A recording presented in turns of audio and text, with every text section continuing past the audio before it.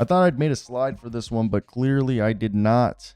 Cam Whitmore is being discussed in trades according to my guy at Hoops Hype, where I work, USA Today Sports, hoopshype.com. Michael Scotto is reporting that yes, Cam Whitmore is being included in trade discussions by the Houston Rockets. So before we continue, I'd like to hear your thoughts down below in the comment section. What do you think and why is the fact that Mr. Cam Whitmore could be on the move?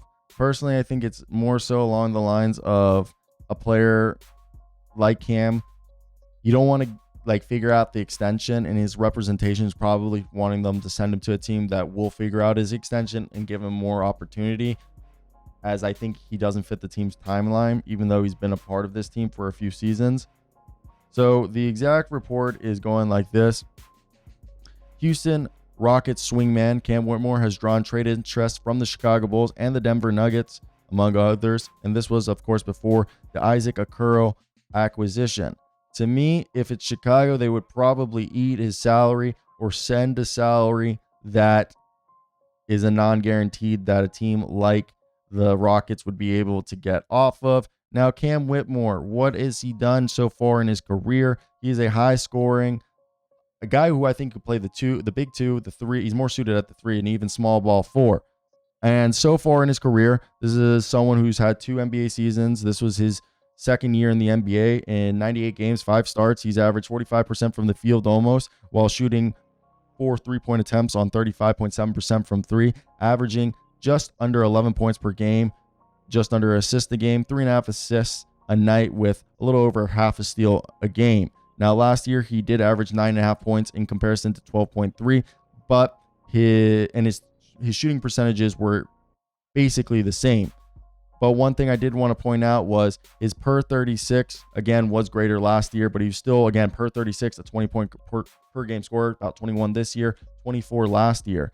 And if you're the Bulls, all right, the Bulls' salary currently, I think they would be the team that probably has the most assets to give up something. I think if you're the Rockets and you're talking to the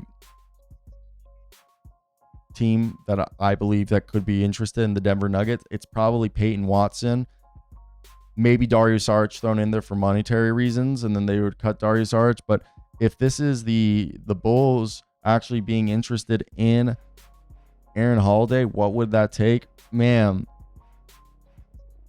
there isn't really a salary that I think they would just cut. I mean, they could just be looking at like Dalen Terry or Javon Carter or Ayo DeSumo, which if I'm the Rockets, if I send you Cam Whitmore and you send me Ayo DeSumo and some second round picks, I think that's a win. Even if it's Stick Smith, I think that's a win and something that could really help this team right now.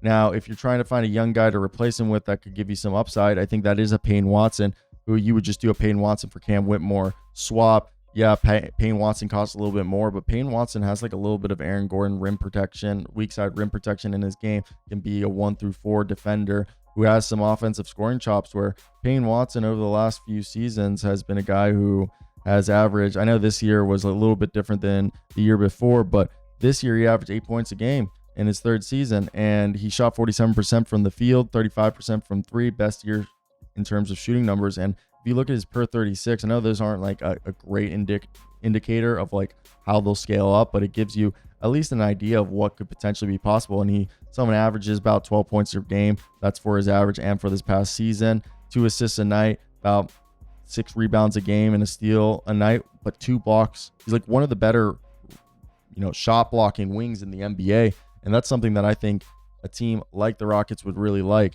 And the only other assets that I think, again, it could just be picks, but I think the only other assets would be either a Deron Holmes, a Julian Strawther, or a package of Jalen Pickett and Hunter Tyson. I doubt it's Zeke Nnaji or Dario Saric. As much as the Denver Nuggets would like for that to happen, I doubt that would be what would. So if you're a fan of the Rockets, do you want a first-round pick, or do you think you get a first-round pick for a Cam Whitmore, or do you think that'd be a little bit difficult given how he's developed, and just because teams know that they probably do have to move him, and that's part of the reason why you wouldn't be giving up a first-round pick for a guy like him, even though he has the capabilities of being a 20-point-per-game scorer. Now, why did he fall in the draft?